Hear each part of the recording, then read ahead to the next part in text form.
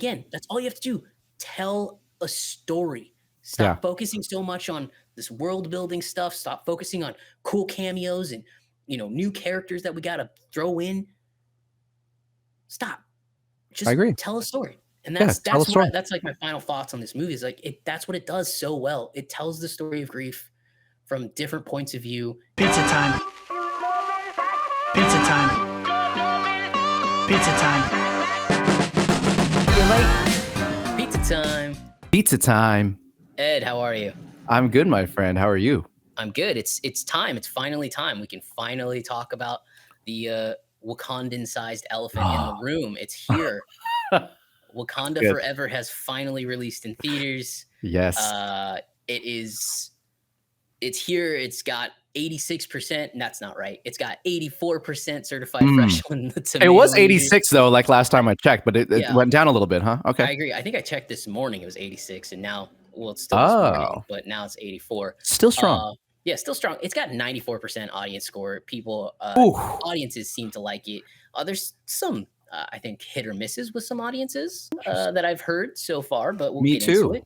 But yeah, that's our show. That's going to be our show today. No chit chat, no catching up. We're just going to jump right into Wakanda Forever review.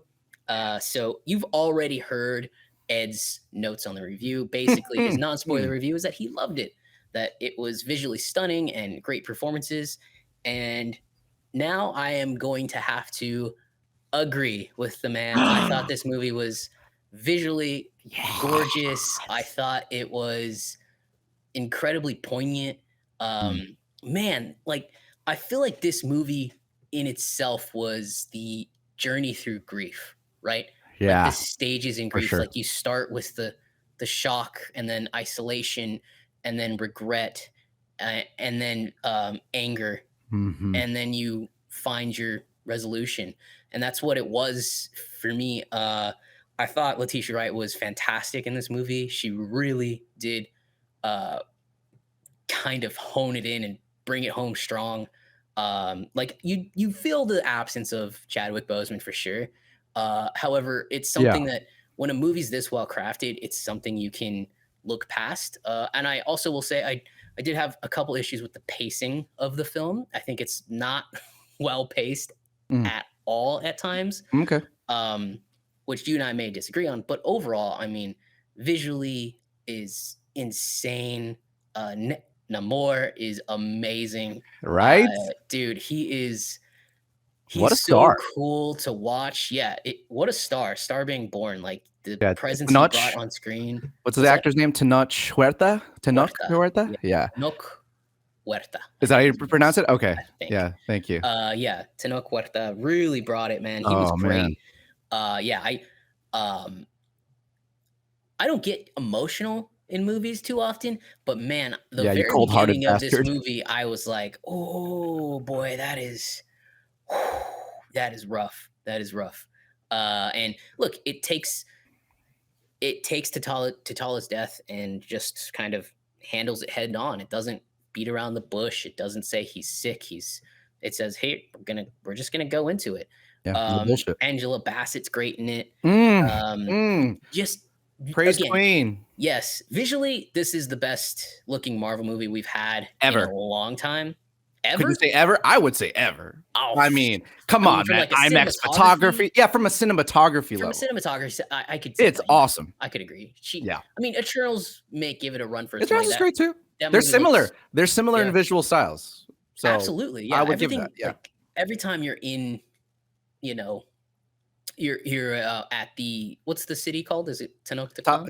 Talokan? Talokan. That's what it's called. Wait, is that the name of the city or is that the name of the people? No, I think it's the name of the city. Talokan. I think it's the name of the city. Yeah, or maybe it's both. Yeah, the color grading and everything looks great down there. It's awesome. I mean, it puts Aquaman to shame. But I will say I do enjoy how different Marvel handled their version of Aquaman versus DC's version. Like they really do stand apart and they're not comparable at all. No. Which is great. Yeah, I just loved every second of this film, like from an emotional standpoint. And again, I think it's the cinematography that's kind of really taking it over the top for me. that I agree with that. that made me really, really enjoy this film. Like, this film is pretty to look at, and that helps a lot. Yeah. That helps so much. I can look past the errors I have with the film.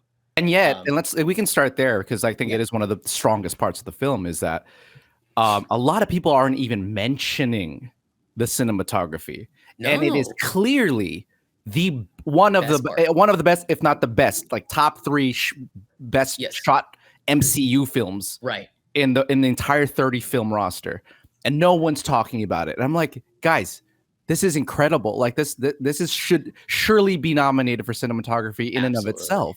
Yeah. And it just shows, in contrast to like our typical superhero films that we usually get, Yeah. that how important visuals can be in and of themselves when they tell a story about how mood, right? Because when you see, once you started to get into Marvel in phase 1, having to just get everybody on screen, they threw away artistic choices like cinematography out the door because they just need to get this shit out.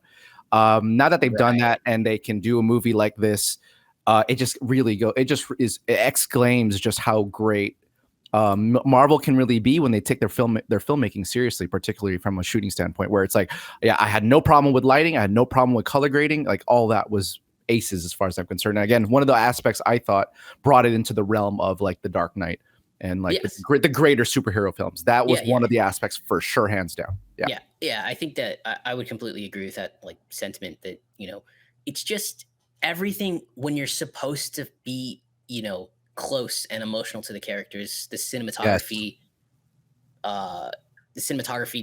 complements that. Yes, right? 100%. That's great cinematography. When you're supposed to be in this grand scheme of things, this grand, when you're in the underwater city, when you're in Wakanda, this cinematography complements that. So it's all like, you want great cinematography to complement great acting, and that's exactly what it, everything works in unison in this film, and I think that's what makes it so good and so great to watch. One of the aspects of cinematography that a lot of mainstream movies, I think, get scared of using is that sort of wide angle close up on faces, because it can kind of look a little silly, I guess. But when it's in the right hands and you are trying to immerse people, when you're world building, particularly like when you first see Talokan, it literally brings you in. Like just seeing the faces as Shuri's in that contraption and like going around scouring the city.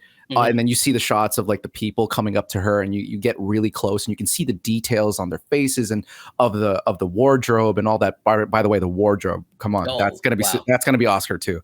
Yeah, fantastic. But yeah, anyways, so it's stuff like that where I'm telling you, like the filmmaking in this movie is just definitely next level almost of any MCU film. So. Yeah. So let's jump into other best parts about it. So obviously cinematography is the best parts. What were some other like really great things you took away from this film? I mean, again, overall, it was like I love the story. I think when you, especially in a Phase 4 film, where these last couple of films, the writing and the story, bro, the writing and the story is the ones that we've always been having a problem with.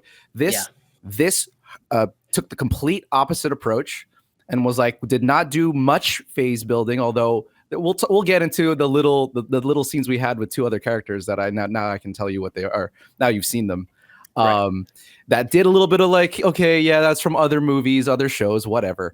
But overall, it was like, no, we're gonna hunker down and like tell this story of grief about and tackle Chadwick Boseman's death head on and how it affects these characters. And I'm telling you, like that is also one of the best parts of this movie that a lot of recent phase MCU films have forgotten completely, that this is why we fell in love with them in the first place. It's like they just told great singular stories encompassed just in one little area, rather than this entire universe that it can get so complex when it's unwieldy like recent. And it's, again, that's 100% one of the strongest parts. Here's an example of why it is one of my favorite scenes from one of my favorite sequences in the film is when it's after the bridge scene with Shuri, when Shuri, Riri, and Okoye get attacked, right, by the Talokans for the first time. They're riding those whales and shit. Awesome scene. But immediately after, that scene is probably one of my favorite scenes of an MCU film, is when Okoye has to be in front of Queen Ramonda and the High Council, wherever they call him. Yeah. and she's being stripped of her title. It's general, yeah. Yeah, as general, and she's fighting. She's trying to be this general, and also the daughter that Ramonda also accepts her as, and accepting the fact that she fucked up. That whole scene was so emotional. I cry at it every time I see it now. I've seen it twice. So twice I cried at it. Yeah.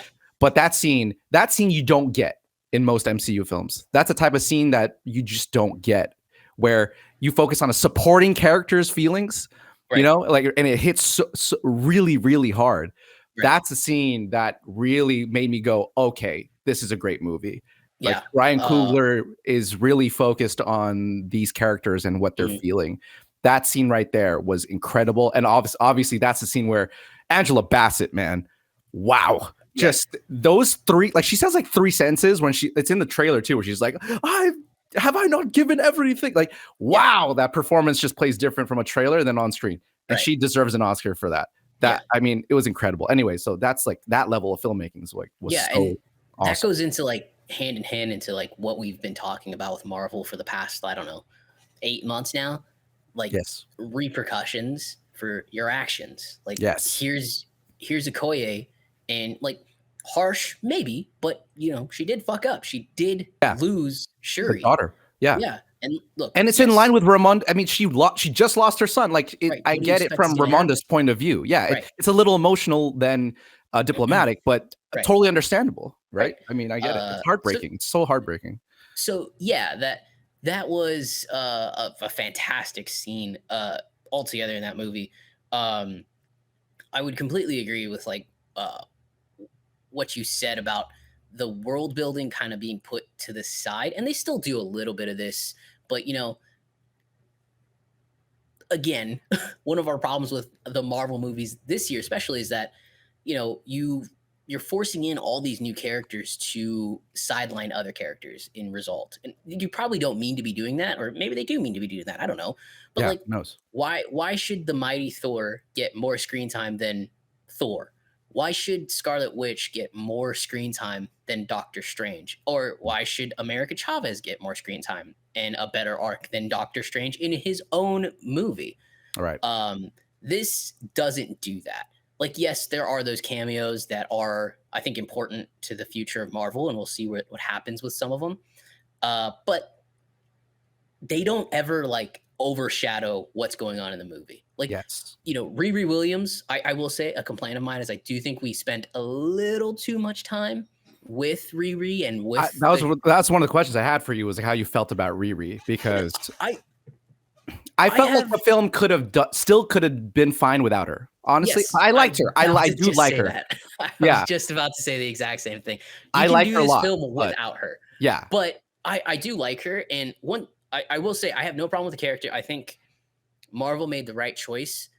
The last thing you want to do is create another Tony Stark, because they're just going to be compared to Tony Stark. Right. They're just, and it's going to be uncomparable. So you got to make this character much different than him. And she is completely different than Tony Stark.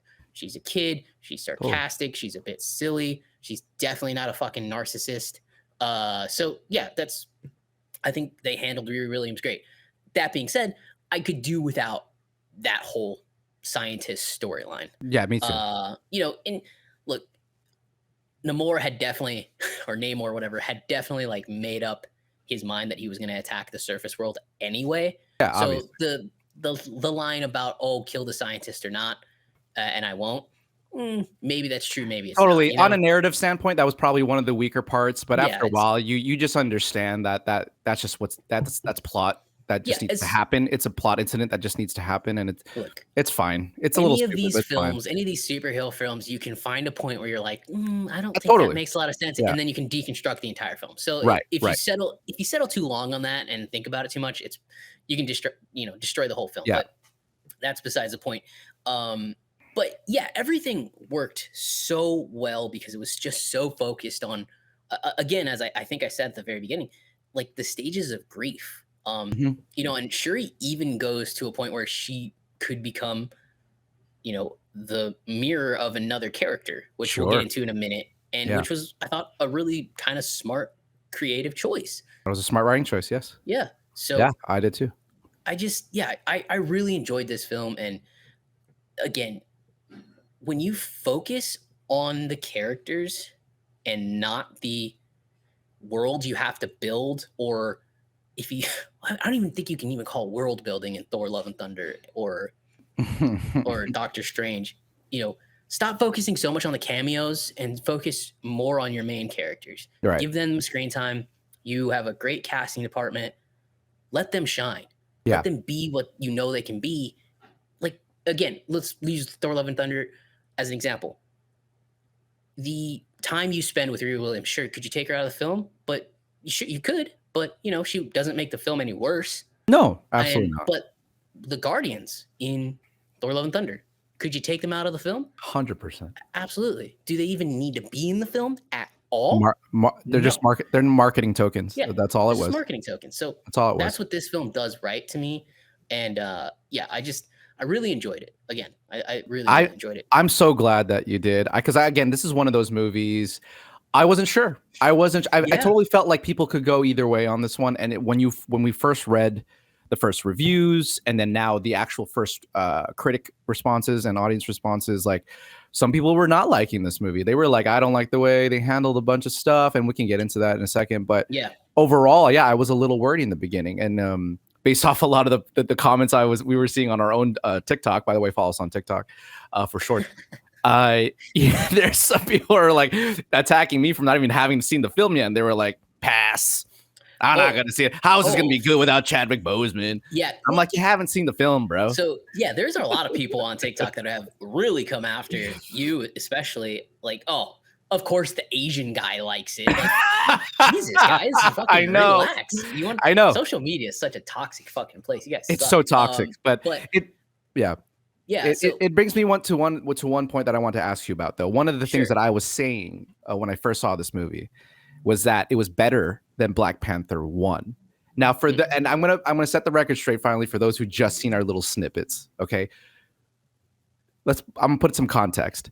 Both you and I don't mean to speak for you, but I'm pretty sure we both agree. Yeah. Both Black Panther 1, we don't love Black Panther 1. Right. We don't love it to the level that it's risen in the zeitgeist. Yeah. I think we think it's good. Mm-hmm. Right? Yeah. Yeah. It's good. And look, I will happily say I'll take Black Panther 1 over any Phase 4 film so far this year. Sure. Yes. Or basically any Phase 4 film, really. Yeah. But yes. Continue. Okay. Yeah. So just that's the context that we came in. Everyone's like, well, it's not like Black Panther 1. It's like, or whatever. I'm like, yeah, first of all, the movie isn't like Black Panther 1. And if you were, it's not at all in any tone or whatever. It's not Black Panther 1. And I think a lot of people came into this thinking that it would be close to that. Mm-hmm. And I was like, did you watch the trailer? Like, there's no way this is going to be Black Panther 1. So if you like Black Panther 1 and you're thinking that this is going to be Black Panther 1, you're probably gonna be disappointed. Right. But like, how could someone watch this film and not be sucked into the emotion, right? Yeah. Like how do you just ignore all that? Like, this is such a great film in and of itself. Like, how did you think they were supposed to handle Chadwick Boseman's death? So what do you have to say to people who are like, oh, it's not like Black Panther 1, so this is nowhere near as good. It was slow, and okay, but like, there's so much emotional stuff that this had to climb. Like, what would you say to those people? Man, I don't know. I'd say you have to adjust your mindset based on the movie you're watching. Like, you have to go in. I think, let's get into this. I do think that a lot of people were hoping some way, somehow, that there would be a new T'Challa, or some version of T'Challa would be coming back, or at least teased. And not to say that there isn't, but I don't think they got it in the way they wanted it. Or I think, or I honestly think people thought one Killmonger would be resurrected and he would be the new Black Panther. But that would make literally no sense, because the Killmonger you met in Black Panther was irredeemable. He is this guy who's broken from a society that broke him. That there was no saving him. No, there's no, all of a sudden we're going to make Killmonger good. Like, that's just not going to happen. That's not his character either. Right. It's just not. I thought those theories made no sense.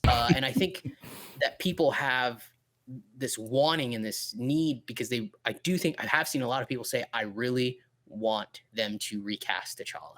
because he's so important, he's so great, and blah blah blah. And I'm not saying they won't one day. Maybe they right. won't. Maybe they will. You know, the multiverse is open; they can go do what they want. But I think that's where people are starting to have the biggest problems with this film, because it look, it's not T'Challa, it's somebody else, and yeah, it's not. It's very clear. Yeah, and I personally think it works. Will it work going forward? I don't know. Maybe, maybe not. But hey, this is it. This is what we get, and you have to just be okay. I don't have to be okay, but like you have to readjust your mindset, because you're not going to get T'Challa in this film. You get nothing. You get one image really of Chadwick Boseman. Well, there's another image actually at the end. It's a great montage of him at the end. But you know, that to me is where people are having the disconnect. I do think that they felt they were going to get another T'Challa, that they were holding on hope, and well, that being sure. Well, that being said, then, this is a two-parter. Mm-hmm. Do you feel like they handled T'Challa's death appropriately, and what do you think of Shuri taking on the mantle as Black Panther? Get into spoiler alert here. Yeah, I think they handled it appropriately. How are you supposed to handle it? I mean, really, that's fair enough. Yeah, I mean, not handling it would be more inappropriate to me than just coming out and saying he died. He died of a sickness. That's what happened in real life, you know? There's a lot of people who are like, really, I saw some of the comments. They're like, I'm not happy with the way that they handled his death. And that's where it stops. It's like, well, what about it? Yeah. Like, how did you expect them to handle his death? Like, half the movie was just going to be about him and how he died? There's a ton of time or the vagueness of it in this movie. So I don't understand that comment. But I mean, hey, I have seen a lot of people as well, even on like YouTube reviewers, who are kind of like very, very disappointed with this film. But I think they handled it perfectly. Like, you show it on, and then he's dead. You come into the movie and he's dead. Yeah. And it's the fucking funeral scene. Like, and you're like in it, and then you have this like incredibly somber and just like, why is a Marvel movie logo so? How could that one stupid thing be so emotional? How can that one, like, you see that and you're just like, I loved it too. My fucking heart. There's no music. Oh no, God. There's no music. I was like, oh my God. Yeah, I love that. The logo treatment. The logo treatment. So great. I loved it. Seeing his face in every little facet where you saw and if you all notice, the other heroes. If you played close attention to it, he's never in the Black Panther suit. No, they're there to show Chadwick Boseman in that movie. Oh my God, which was great. Thank you for bringing that up. I noticed that too. I was like, he's never in the suit except for that very last moment when he like doesn't count. Forever and But other than that, most of it is seeing his face. I thought that was such a brilliant choice, such a thoughtful choice to have made that like, and because it could have been easy, right? It could have been easy to be like, forgetting that no, this is a person. We know you like Black Panther. He's a superhero, but Marvel was thoughtful enough to remind people like, no, but you love Chad. Like, we love Chadwick as much as we love the hero who is behind. They're one. Right. And I thought that was such a great point. Thank you for bringing that up. That was such a great point. Yeah. So loved it too. I think they handled it appropriately, because again, I think not saying anything about it would be worse. And I hey, maybe people have it in the comments. How would have liked to see Chadwick Boseman's death handled in this movie? Like, sure. How would you have liked them to handle it? What would have been better? Right. Because for us, we both agree it was great. So yeah, but now let's move on to Shuri. Yeah, go for it. What are your thoughts on Shuri as Black Panther, and just that whole theme with her, and turning into Black Panther? I thought the whole theme was great, because she was, again, I thought it was like a great little. It made sense. Yeah, of a great little story of grief and the stages you go through, and how certain people deal with grief. You know. And she goes a little Anakin.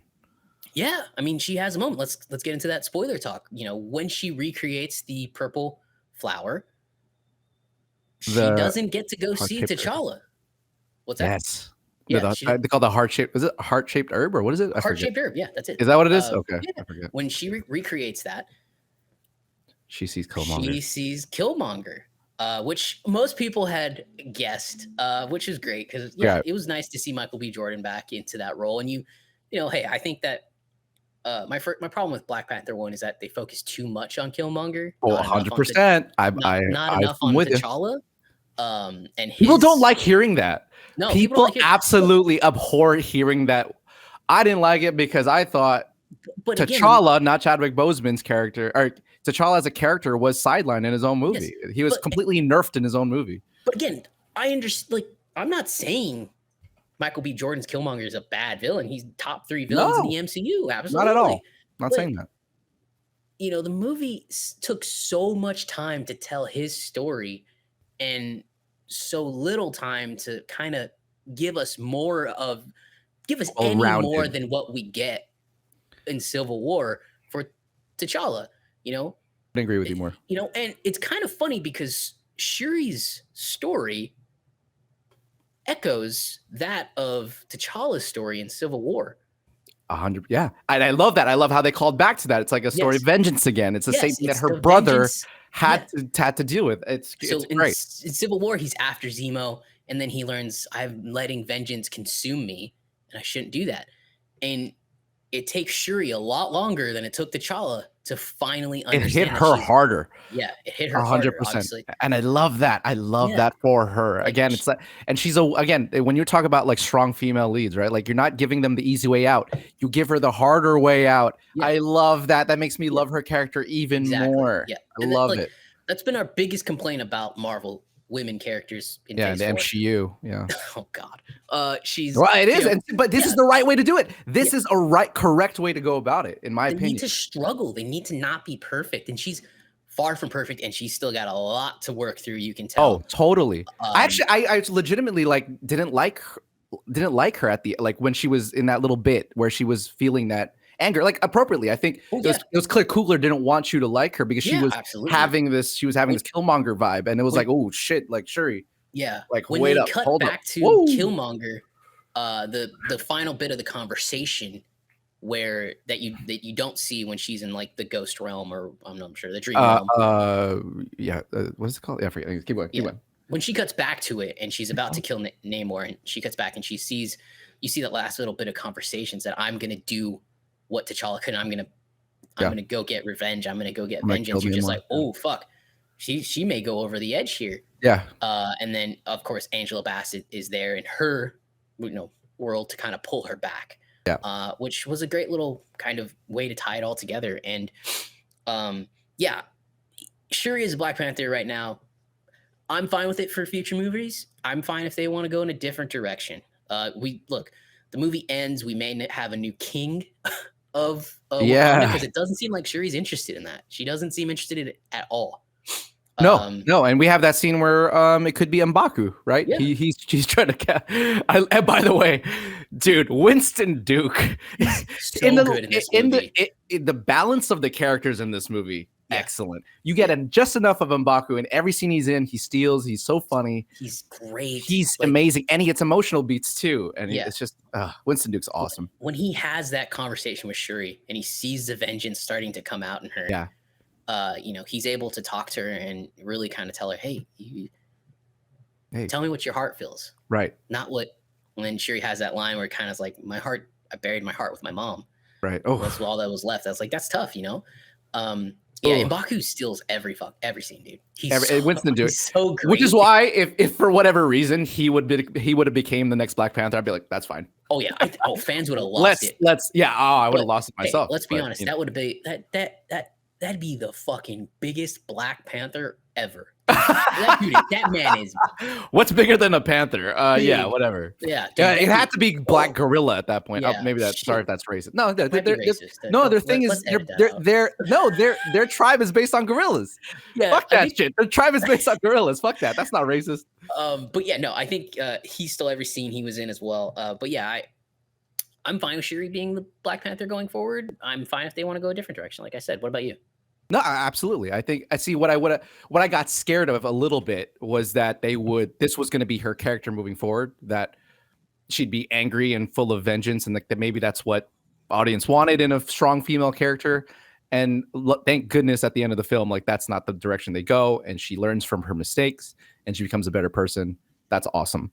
when a character can have that redemption for themselves and that arc and that beautiful arc. Yeah. That being said, like, I don't know, moving forward, well, again, she hasn't been in that position too long yet. And of course, that third act in general, that was the biggest problem with the film with me, was that third act. It's definitely the weakest part of the film, in my opinion. Yeah, absolutely. Because it becomes a little bit, it becomes a little classic MCU third act where there's a big fucking boat where people are just fighting on. I'm like, okay, what the fuck is that? That's fine, it's cool, but yeah, that was weird. Again, we'll get into people. Literally, people are just fighting, but at the end of that, I think there's more for Shuri there, and I'd like to see her really bleed into that, get into that role more. So because I think it's on the right track. On Shuri, I absolutely don't mind it. I like the Black Panther story in this particular film. I was just about to tell you. Really? I thought I hit it. Fuck. I was gonna tell you press the button. Damn it! You got me right. It's at 31. Yeah. Here, I'll go here. Okay. What was I saying? You like the Black Panther arc in this? So yeah, I think the Black Panther arc in this particular movie fits. As to whether or not Shuri is a good Black Panther, again, we only get her for like 20 minutes or so in the Black Panther suit. So I'm down for it though, to see where she takes it. I think she does a great job. She's a great actress, and I'm glad to see. I'm down to see where this goes, and I think they will take it because again, Shuri does become Black Panther in the comics, right? Yeah. So that falls in line there.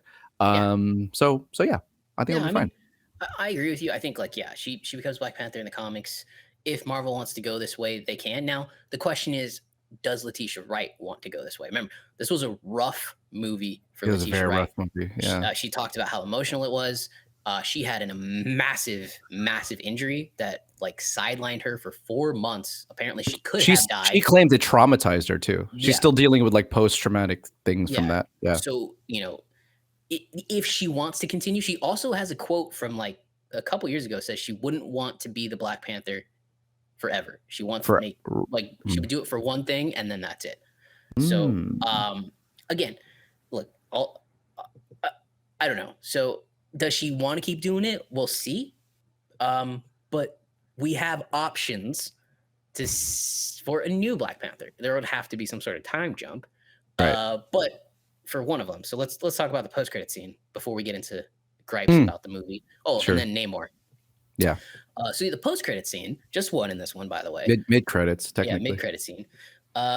Which I want to say something because I was right when the first trailer came out. I said, "Hey, I think Okoye, no, it's not Okoye. Nakia. I think Nakia was pregnant, and it turned out to be Namor's birth. But I was like, with T'Challa's son." And then all of a sudden, did call that. She comes walking out, and here's this 6-year-old. And then she says the name. You're right. My Wakanda name is T'Challa, son of King T'Challa. So yeah, we get T'Challa's son in this eventual new Black Panther in 15 years. I don't know how. I don't know. But how does that work? Yeah, I don't know how that works, but that was a nice little thing, way to kind of end the whole thing in my mind, because it was, Shuri had her rebirth where she kind of accepted the grief and it's time to move on, and then she gets this final little bit of hope that my brother isn't completely gone. My family isn't completely gone. Exactly. That's where I think they exactly. Yeah. I think that's where it tied it up nicely, is that she's lost literally her entire family, but no, it continues, right? Well, thank goodness. If she didn't have a kid, that would have really sucked. Yeah. So what did you think of the post-credit scene? I thought it was nice. Actually, okay, to be honest. Okay. When I saw the kid come out, because the way that the shot is that it's a close-up of Shuri, and in the background you see Nakia holding a little boy's hand, and they're walking, and in that moment I go, okay. There was a little bit of me that went, okay, I knew this was kind of coming, this is the direction they could have went. And in a lot of other movies, they do this in a lot of movies. Of course there's a son, a secret son or secret daughter at the end of the movie. And for a second, I was like, "Oh fuck!" Like, please let this play out appropriately. Thank goodness it did. I thought the writing made a lot because it explains a lot. It's not just, it wasn't there just for that. It wasn't there just for shock value or like, because we needed it. No, it explained a lot about her absence for one. And then so that tied that together. And then of course, again, yes, because Shuri's grief has a bit of a forward momentum, or out of her grief is forward momentum of moving forward. And then she's, after losing everyone, she has somebody. Yeah. So I thought it made complete sense with the story that was being told. It could have easily went down south, but thank goodness they were thoughtful enough to make all of that make sense and wrap up the. Yeah, I thought that was great. The fact that, and we find out that Nakia. Mm-hmm. That's where she was after Thanos. Like, they basically ran, or she I guess, she must have been. I was just about to say that. So she must have been pregnant before during the snap. Yeah. Yes. Exactly. I think when Thanos attacked, it's very possible that when Thanos attacked, like during that moment, T'Challa like sent her away. Yeah. Go. Like, go, leave, get out of here. Right. I'm gonna take care of this. Yeah. And he disappears. So yeah. I thought that was like, oh fuck, that makes total sense. That makes total sense. Yeah, I definitely agree. Yeah, it was cool. All right, so let's talk about Namor. Namor. Talk about. I mean, everything about it. I'm Hispanic. I'm half Mexican, half Puerto Rican. I loved everything. Get the fuck out of here. Yeah, I'm super white, but. I'm just kidding. Anyway, no, I did assume that about you when I first met you. Oh, everybody does. It's okay. Of course, yeah. No, obviously, yeah. My skin color, I don't care. Anyway. It's everything about him was great, from the paintings that he's doing and his backstory. When he goes and kills the Spaniards, all that stuff was so like engrossing. Yeah, it's a great word. Yes, engrossing. And like, I think some people kind of like, I've seen some people say, he's dumb because he wants to, destroy the surface world, but like, he's been underwater since 500 AD. Like, what the fuck are you talking about? People forget about that. This dude's been underwater. He doesn't understand what the normal world centuries. He only knows of conquistadors and people enslaving his people. That's all he's ever known. Right. So that's why he ran. And I thought they handled him so well. What an introduction. The dude's gonna be a massive part of the MCU. I don't know when we'll see him again. Maybe not till Kang Dynasty. I don't know. But hey, he has the moment at the very end that like, hey, when the Wakandans need help, they're coming to us. Yeah. And, still scheming. Still scheming. Like he has this tinge of like, he's not a hero, but he's definitely not a villain. Or no, the other way around. He's definitely not a villain, but he's definitely not a hero. But he's definitely not a hero either. Yeah. So like, that everything about Namor was they nailed him. They nailed him. His action scenes were dope. Like, I don't even know how. Yeah, if you don't get Shuri, if you don't get him like on soil and keep him there, he beats everybody up. Oh yeah, everybody up. Yeah.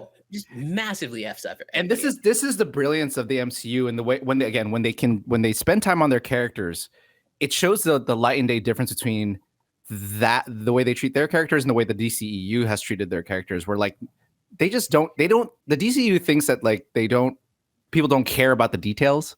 Yeah. But the MCU does. And they do a really good job, especially with this. So the guy has fucking winged feet. Yeah. Like, if you thought that talking to animals or to ocean folk were weird, that's weird too. And it doesn't feel weird. It totally they do such a brilliant job of making you understand sort of their limitations and how all these things work without making you go, that's stupid. Yeah. And like the difference in this film is you can tell that this was a civilization from so many years ago, right? Because they don't have any advanced technology. No. What do they have? Water bombs? That's it. But like, versus Aquaman, you see all these like impressive new lasers and shit. Yeah, they got like weird lasers. Different. Shit. Yeah, like this is so better in a way because they are a primitive culture. They are a primitive people. Yeah. And they act like it and they fight like it. Yes. And that's what makes them so great. and so compelling when they, they just the people are so fucking cool, man. Like they have so cool. They're sirens essentially that can like hypnotize men. Hypnotize you. Or not everybody, sorry, not just men, everybody. Yeah. And then they have their their enforcer guy with the fucking hammerhead, shark skull on his head. That's so cool. Yeah, so cool. They fight really well. The Okoye versus him fight, I can't remember his name, I'm so sorry. Bro, that was a fucking great fight. Holy shit. Dude, that fight, I think that might be also one of my favorite like fights in the MCU. Again, just on a filmmaking level, can we just break that down? Like the use of no music, the fight choreography was great. There was a story being told in that fight. Again, a lot of fights don't have stories anymore. That had a great story where you're like, okay, Okoye is a badass. She defeats the first three. The big guy comes in, he's like, fuck you, I'm better than you. And he starts to pummel on him, or her, sorry. But she doesn't give up. She doesn't give up. And you think she might die? Outmatched. Yeah, I thought she was dying. I thought she was gonna, I thought you're done. You're done. This is it. This is your death scene. Yeah. I thought for sure. I was like, oh no. I love that scene. So good. That was a great scene. That was a fantastic scene. But the way they ride on whales, to go back to the the whale scenes were so cool. So dope. That's dope, man. They use the scene where you first see them when they go kill Lake Bell, I guess. I mean, maybe she's not dead. Oh, Lake Bell. Yeah. I love Lake Bell. That first scene when you see him and you see like a jellyfish kind of distracting somebody and you're in the deep ocean. And I was just like, oh, this is good. This is good, because you're like, oh, I'm claustrophobic right now. The ocean, first of all, is a scary fucking place. I hate the ocean. Can we just like talk about that really quick?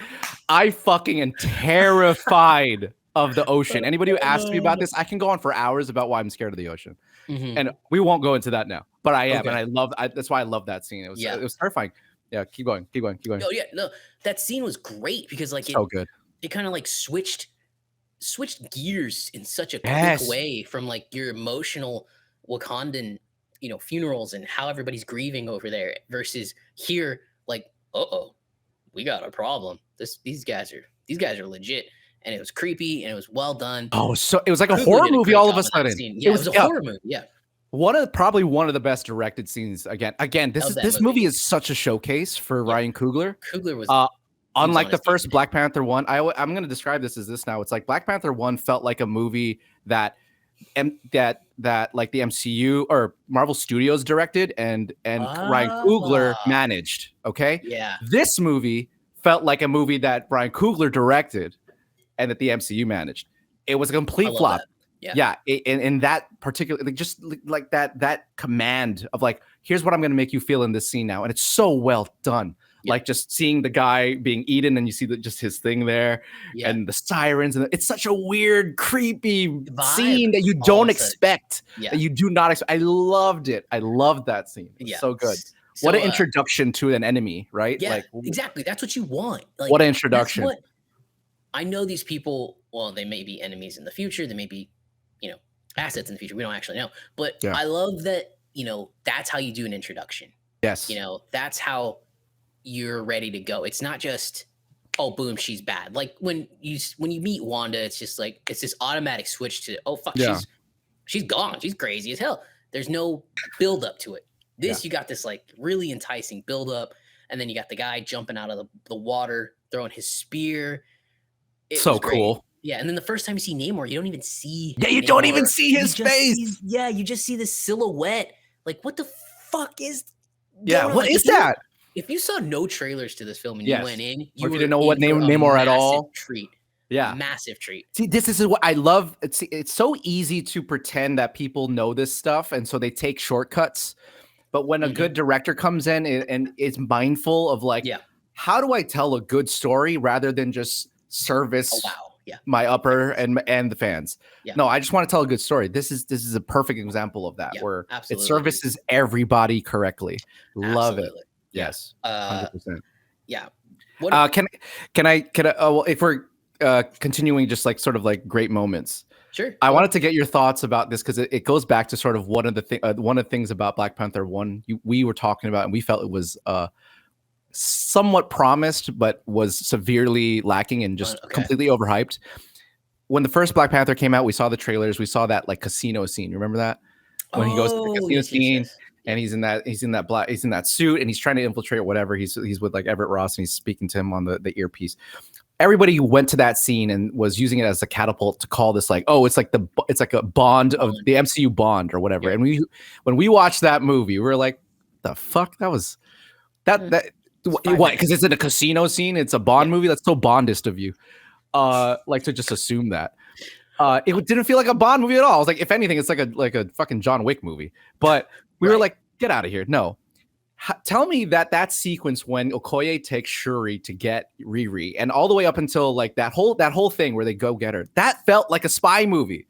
Like that actually felt to me like an actual spy film. It was like the way it was constructed was like a spy movie. It's like, we got to get this asset. You go in and infiltrate. I'll go in second. Comedy. And then there's an action scene. And there's that cool ass scene where they have to escape the FBI. Like, oh, you brought the FBI to my place. We got to go. Like, right.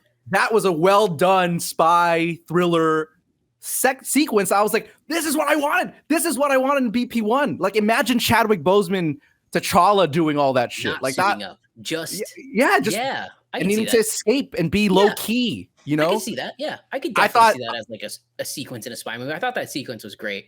It was awesome. His first intro to Riri and everything, and it was great. Yeah, well done. But that was like the scene I wanted to see in Black Panther. When people were like, "It's a Bond movie," that's the scene I expected to see, and that was incredible. Anyways, I just want to get your thoughts on like if you felt the same way about that sequence, which I loved. Well, it didn't hit me until you said it. If I'm being completely honest, I didn't really like. I was in the moment, and I really enjoyed the whole sequence. Sure. You know, the whole meeting of Riri and the comedy between Okoye and Shuri. Like, you could have made this movie just Okoye and Shuri, and it would have been great.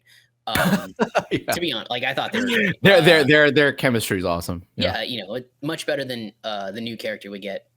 I don't even know her name. The second part of the Midnight Angels. I don't know her name. Oh yeah. I mean, she was in the other movies too. I just forgot. No, she wasn't. She wasn't? No, she's new. Michaela Cole is her name, I think, in real life. The one with the two daggers, right? Yeah. Her partner was in the other movies. Then she's new. Her partner. Oh yeah, her partner. Yeah, at the end. She's been in like she was in like Falcon, and right, that was the one. Okay, yeah. Sorry if I keep that's the one. Mixing their faces up. Oh, so she's new. I didn't realize that. Okay, cool. Oh, cool. She's new. Nice. But yeah, no, she's awesome. I really enjoyed all of Shuri and Okoye's scenes. It didn't hit me until you said it, but yeah, that was basically, hey, we got to go get this asset and we got to get out of here without getting noticed. And then, of course, obviously, as spy movies do, you always get noticed. Yeah, exactly. And you have to escape and riding cool cars and having a chase through the thing. I like that was so cool. Great. I can't say enough good things about this movie. It's definitely like a 4.5 slices out of me for me out of 5 slices. I think it was great. I would maybe 4. I would say 4 probably. Yeah. Just because the third act really I don't think it like completely wrapped. It wasn't as strong as the first 2 acts. Yeah. I'd be comfortable with 4 to 4.5. It's fine because I still do appreciate everything else about it so much. Let's get into it. Let's get into the problems we have with the film. Okay. So for off the bat, spoiler alert. Why the fuck is Julia Louis-Dreyfus in this movie? I just like don't care. Like you don't care. Plop her out. I don't care. But you thought it hurt the film? No, I didn't think it hurt the film. Okay. But I was just like, I don't understand why she's here. I know nothing about this character. That's the one. That's the world building part. That's the phase building part, right? That's the world building part. Yeah. But like, again, we know nothing about her character yet. We've been given nothing about. She's just popped up. Here she is in Falcon and Winter Soldier, and here she is at the end of what was that movie? Black Widow. And that's it. Was she in the Black? Oh, in the post-credit scene. Yeah. I forgot about that. Yeah. So like, okay, cool, but like, why do I give a fuck? I don't care. No. But anyway, I guess you got to give some sort of conflict to Ross. But at least they did. We learn a little bit more about her now. Thank goodness she wasn't just thrown in. She's random. Like you learned that she was Everett and her were together, married? Or are they still married? No, we're married. They were divorced. They're divorced. But now they're not. Now they're divorced. Yeah. Okay, so they give them a little story, which again, it could have been cheap, but at least there was that. But 100%. You know, Valentina, whatever, like the long ass name, whatever her name is. Yeah. Her being there, completely arbitrary, completely unnecessary. But I'm glad that at least you get a little more with Everett because it's clear that if Everett was alone, it wouldn't be anywhere near as. It probably would have even been worse because like Everett is clearly not with them, and so you need to have someone bounce with Everett. Otherwise, like why even have him there? So it's one of those like catch-22 moments where you have to make a choice. And I'm like, okay, fine. Like that's considering what you have to do, that it makes it better. But completely not necessary. Yeah. I would have preferred some Bucky. sort of tease. No, get out of here. Well, I know you love Bucky, but it would have been fitting if Bucky was there for the funeral. I really thought that Bucky was going to show up, but I'm so glad they didn't, though. I'm so glad they had no cameos. Yeah, better this way completely. I would have preferred like maybe the first semblance of a hint at the Thunderbolts. That because she puts the team together. So like, you know, I think the scene works better, and she had too many scenes to me, and I think the scene just works better if she shows up. One too many scenes, maybe. Okay. U.S. agent is with her, and or U.S. agent and Yelena are with her, and you know they're saying, you know, she's saying get ready to go hunt the Wakandans or something, and then there's your tease for the Thunderbolts, and then that's it. That's all we need. That's all we need. And then like you could be like, oh, they were tracking his phone the entire time, so. But I get it. I don't disagree with you, but see, at the same time, here that is a much more blatant phase building thing that I just felt like wouldn't like. It's just really not necessary, narratively speaking, to the movie. They're both not necessary. They're both not necessary, but I think the way they went, at least where it's like better. Okay, was better. I like again, it was just better because if you had to include someone from another property, like this is probably the best way they could have done it. I can't without being so like, oh, remember this person from over there, you know what I mean? Like, I get it. I agree with on all points. Like, fair. You know, you're not wrong. What did we think of the pacing? Because that's where the movie kind of trips up for me. You mentioned that. I had no problem with the pacing. Really? None. I think at all. I mean, if you want to talk about the third act pacing in and of itself, that was a problem. But the overarching pacing, like again, acts 1 and 2, I almost have like very little to say anything wrong with them. That's my problem. Okay, cool. That. So when we get to Act 3, it's just like Act 3 feels like it's 20 minutes long. Yeah, it's too long. And you're done, and you're like, wait, what the fuck? Well, because there's little substance to it. Like the substance that was built in 1 and 2. Like again, most of the scenes are just war. They're just people fighting. Yeah, it really falls apart a little bit because you get those scenes where it's like, I'm going to defeat my arch enemy that I built up in the first act. Like, okay, like of course, you absolutely get way too much of that. Too much of the action, and it falls into the Black Panther 1 trap where there's this massive CGI fight, and you're just like, what the fuck? Yeah, but I will say the CGI in this one is 10 times better than the not CGI even a problem. In that last fight. Not even a problem. Oh, that was terrible. Yeah, they fixed that quick. Oh yeah, that's like that CGI in Black Panther 1 is Moon Knight chase bad. You know what I'm talking about? It is. That's on that same level, dude. Black Panther 1, 100% agree with you. I 100% put the two shots together, you'll be like, oh fuck, it's the same. But you know what? Like I'm starting to think because when you watch those shots, there's great shots of Shuri on the side of the boat. There's some great shots where she's just like attacking Talokan people on the side and beautifully lit and just visually stunning. I started to think like, well, why am I buying this more than when they go all out with it, you know, where it's shot like a colorful and just, you know, all out comic booky feel. I'm buying this more. Yeah. Like it for some reason it just looks better in general. Like I feel like I'm buying it. I don't know what it is. Is there a thing to maybe shooting like superhero movies like that, like kind of grounding them in some visually realistic space where you buy into it more a little bit? I don't know, but I started, you know what I mean? Like, because when you watch that Black Panther scene, that chase, it's like, oh, it's superhero movie time. Like, it looks, I don't buy it, but okay. But here I'm like fully in it. I don't know. Yeah, there was something tying them to like reality on that boat. I think that helped a lot. Because like, you know, when you go to Endgame, and I don't have any issues with Endgame, but like the final battle, you could tell that nobody was in the room together. Like, let's be honest, huh? No, of course, yeah. So like, of course, you know, it's high gloss, very, very much shine and movie magic. And like, I can see where this kind of helps you ground you a little bit more. Also, because everybody seemed to be there. Now, look, maybe technology's got better. Nobody was there at the same time, but I'm willing to bet everybody was there. Maybe. Yeah.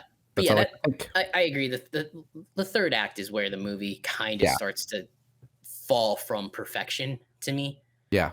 It did feel like Marvel. Oh, we got to have a big battle at the end.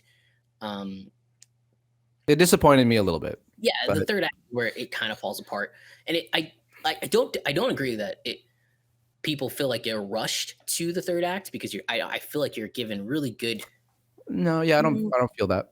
Some people thought that. Some people thought that. I've seen some reviewers give that the rush to third act. Yeah, like the ding against it. But anyway, that's where the pacing got me, because it was so quick. Like, once she gets out of the dream realm, I can't remember the dream realm. The astral plane. That's what it. The astral plane. Or ancestral plane. The ancestral plane. There we go. Ancestral plane. We'll get it right eventually. Once she gets out of there, the movie's just like, go. Yeah. Like, you're like, oh fuck. Oh, what the fuck? Oh yeah. And then you're like, Shuri jumps in, she sees M'Baku, and then all of a sudden Shuri's like, I'm gonna fucking kill this guy. And I'm like, whoa, slow down. We gotta pump the brakes just a tad here, guys. It definitely could have been a 3-hour film, and honestly, I would have been fine with that if it made for a better third act. Cut it down. Do not go 3 hours. Cut it down. I know, but see, when you have such a good movie, it's like, fuck, give them the runway, because here's a movie that I did not expect to be like a bajillion hours long, but was way better for it, and that was Casino Royale. Like, Casino Royale is long as shit for a Bond movie.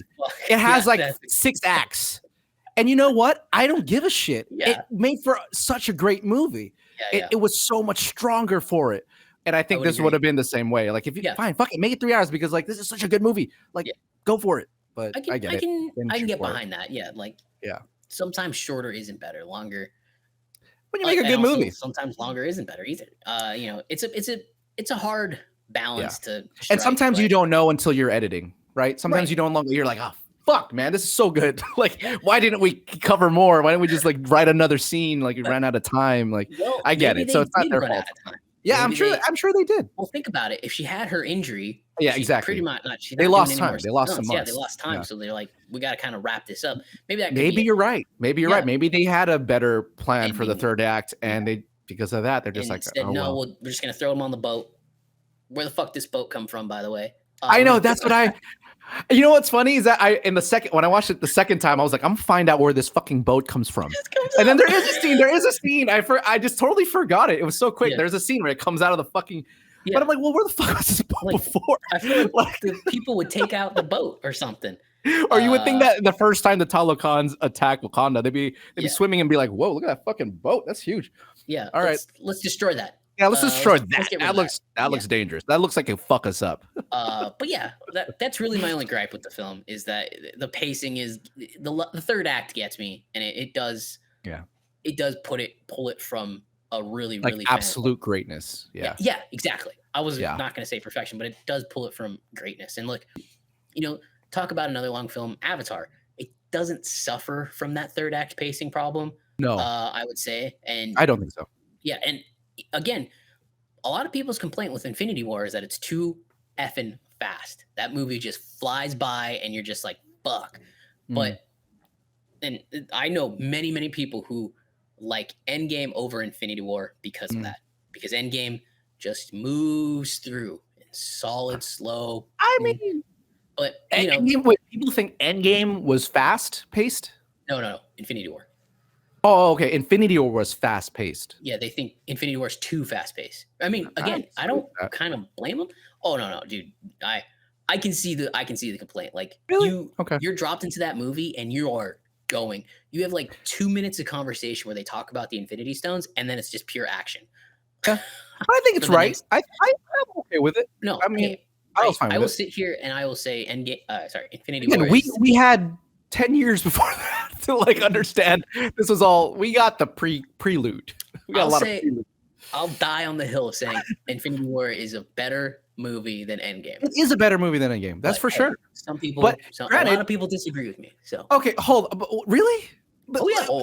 Do people forget that those are basically, it's one movie though, technically. I mean, they're connected. Like you can't. It's not like Endgame was meant to be a separate movie. Like they're infinite. They're connected. Like and they're meant to be. One is meant to be a resolution to the other. So right. I mean, when people, it's just that when you say that, it sounds like people were like, these are two different films and one's supposed to be better than the other. It's like, no, it's like Back to the Future 1, 2, and 3. Like it's technically one story. Yeah, that's true. Like, and so don't put them up directly against each other. It's a little unfair. That's what people do. That's ridiculous. We're podcasters. We do it. I don't know. It's weird. They're like, it's too strong. It's too like part of one big story. So like, I don't know. I think it's a little unfair, but fine. Yeah. They're both great, but okay. To wrap up our talk on the Black Panther, Wakanda Forever.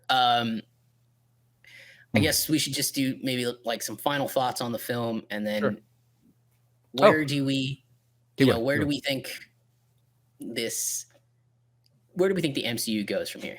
Like, do we think the MCU is back on track, or do you still have some worries about it? I don't know. Sound off. Let me know. What do you think? Do you want to start? Let's start with that one first. Or do you want to go with the let's go with that one first. Yeah. Okay. And then well, no, I can't say we cannot say yet that this is MCU back on track. It implies that the stuff coming next is going to resort to this correct direction, because this was made during pandemic as well. This was still made during the era of the failure are the ones that we don't like. And in my opinion, I don't want this to sound like it's taking away from the filmmaking in and of itself, because clearly they proved themselves there. But let's be honest, one of the big reasons this movie even was made the way it was because of Chadwick Boseman's death. I don't think we get this movie with Chadwick Boseman's death. With Chadwick Boseman's death, it forced Ryan Coogler and Kevin Feige to go, we need to make this movie, type of movie, rather than what they originally were probably going to make, which was probably going to be a BP2, like BP1. Let's be honest. Like that's probably what we were supposed to get. And the tonal shift was due to his death, and that's what they had to work with. And lo and behold, it was exactly what it needed. But that's not the same sentiment that Quantumania, which is next up in March-ish, right? Is March, February. Wow. Fuck. That's coming up really fast. That's next. That's clearly not made in this tone. It's not in the same thing. I don't think the next 3 movies probably are. I think Guardians might. Oh, well, okay. Fine. Fair enough. But that's a James Gunn film. And James Gunn knows what he's doing. Yeah. So maybe I don't know. I think we got to get through. That's been done too. There's at least two more pandemic. There's at least 2 more pandemic films. Pandemic MCU films. The PMCU. Guardians started after both those films. You're right. So you're right. So in that sense, no, not in the near future, but hopefully, starting with the second half of Phase 5 that we're going to be going into, that they start learning their lesson here. Yeah. So that's what I think. So what are your thoughts on that? I would agree. I don't know if it's a complete correct course for Marvel, but I will say that it is nice that the last 2 things I've seen from Marvel, this and Werewolf by Night, are do seem like a nice little let's go this way a little bit. I'll use this to transition to my final thoughts, because I do agree with you. I don't know if it, hey, I don't know what we get, and I think we'll be, buckle up. I don't know. Ant-Man may be good. Ant-Man may be bad. Marvel's may be great. Marvel's may be awful. We don't know. But I will say that the one thing about this film, and I hope Marvel takes this note away, it's nice to see Marvel take itself seriously again. Yes. Just take yourself a little bit seriously. Thor: Love and Thunder was a mess. It was a mess of jokes, bad jokes. Not to be political, but every character was gay for some strange reason. Like, again, we don't need to know that. Like, I understand why you want to have it in there. I guess, look, representation is important. Stop laughing. Representation is important, but like, when you like, oh, cool. I don't give a fuck about Korg's dads. Uh, Like, I understand Korg's dads are in the comics and that's how he gets made. I don't give a damn about yeah, Korg's dads. yeah, I yeah, don't yeah, care that yeah. Korg met a guy named Dwayne. I'm here to see Thor. I'm here to see Thor and Jane have a love story again or reconnect in some way. And he didn't do that. Yeah, I yeah. don't care that Valkyrie has girl problems. This movie doesn't give us any of that. No. None of that. It's just focused on trying to tell the story of grief. Right. And again, that's all you have to do. Tell a story. Stop focusing so much on this world building stuff. Stop focusing on cool cameos and new characters that we got to throw in. Stop. Just I agree. tell a story. And Yeah, tell a story. that's like my final thoughts on this movie is like that's what it does so well. It tells the story of grief from different points of view. That's what I hope Marvel takes away. Like, stop worrying so much about adding new characters or being, I don't know, socially conscious, if that's what you want to call it. Just tell a story of the characters we know and we've grown to like care about. Right. That's all you have to do. And you can have great results. Again, this movie, it's not reaching the heights of Black Panther on the tomato meter, at least, because it's only 84%, but it's got a 94% on audience score. I think it's really hitting home with a lot of audiences. It's a great story about grief and how different people handle grief. And that's my final thoughts on this movie. Like, I just think it really handles it well. And it's nice that Marvel took itself seriously again. Look, man, I couldn't agree with you more. I everything you said. And I just want to say this other thing about that. Look, like to point out the social commentary stuff like that they've been doing and getting themselves out, the MCU, all that shit. Look at this, look at what you made with Black Panther, with Wakanda Forever. It has all that stuff. Like, it has everything. It was set for all of that to be a catapult for all of that. Like, this movie is women dominated, right? It has a central woman character. It has a gay scene, and it has all that. It has everything in the modern social construct that you could have easily the checklist that you need. It has everything in the checklist. And you know what it doesn't do? It doesn't checklist any of that in that space at all. And yet it still was able to tell a great story where I wasn't thinking of any of that shit. And I completely accepted all of everything that was still being presented to me. Like, women characters, strong, all that shit, whatever. And diversity with the villain. He's Spanish. He's Mexican. Sorry if he's Mexican. Sorry. He's Mexican. Sorry. We don't like them Spanish people. My bad. Okay. Mexican, whatever it is, racism and ignorance are two different things. Okay, Kanye. That's all I'm saying. Yeah. So again, it's a perfect example for that. You can have all those things and still it doesn't have to scream. It doesn't have to have that that hateful and shoving it down your throat sentiment. Yeah. And it could still have the same parts. Yeah. Should be a great warning, or just here's a template. Yeah. Here's a freaking lighthouse for people who feel lost in that space. This is a perfect movie to follow. It's like, this is what us as a race can all agree and gravitate toward to it. Yeah. I hardly see any, even if you want to like define the right and left on this, like I can hardly see anyone from the right or the left complaining, about stuff like that. It's silly that it even crosses our minds that we have to think about that. Like, who's going to be sucks to even think about, but they're forcing our hand on it because I don't want to talk about bitching about it. But like, obviously, I guess the people on the right would complain about the, it's too women heavy. But the women are all written really well. They're really likable, and they struggle. They're not perfect, right? And they make bad decisions. They're human, and that's what you want. Yes, and I think that exactly. Like, when you take your time to write and develop your characters, nothing else will matter. No. People will show up to watch your movie, and I think it'll do well in the box office. So, I mean, that's Yeah. it. Yeah. Oh, it's gonna do great in the box office for sure, Yeah. obviously. And I can only hope now. After seeing it a second time, at first watch, I was like, "Is this really?" I mean, technical awards, it deserves all that. By the way, Ludwig Göransson's score, phenomenal. We didn't even talk about the fucking score. Score's phenomenal. When they're underwater for the first time, she takes him to this, or he takes her to the city. I was like, "Oh, this is wonderful." Jams? Oh, woo! Just the score and the songs, perfect choices. I just could not believe how great it was. The hair and makeup and the wardrobe, incredible across the board. VFX was incredible. The cinematography is incredible. I would say I think Ryan Coogler should get the directing nod this time. Yeah, I 100% believe he should get the directing nod, and because it's nominated for all that, fucking give it the best picture nom as well. Yeah, for sure. This one deserves it, I think, way more than BP1 did, for sure. And if this doesn't get a best picture nom, that tells you a lot about where we've gone in terms of the art of filmmaking and what we look for in our movies nowadays, because it's gone too far, way past the art form, in my opinion. If they do not, so like fucking Oscars, it's in your fucking ball. The ball's in your fucking court.